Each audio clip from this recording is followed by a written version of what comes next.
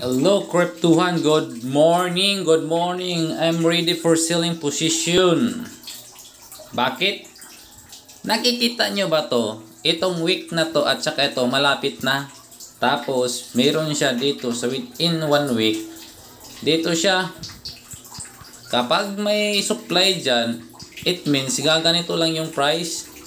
Ganon. Ganern. Then, meron supply dyan. Then, bagsak. Saan nga bababagsak yung market? Titingnan natin.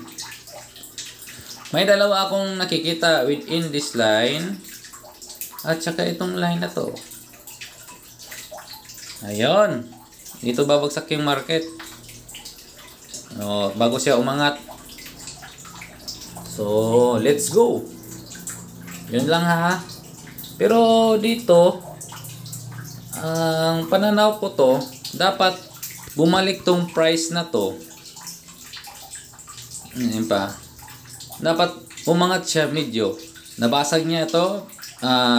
Support.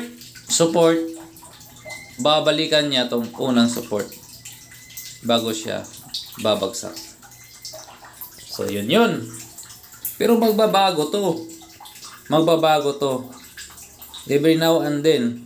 Pero ito lang yung nakikita kong side. Sa upper naman, if malagpasan niya to, ito. Yan na area na yan is going up siya. Pag hindi yan, babagsak yung market. Yun lang pananaw ko. So, let's go.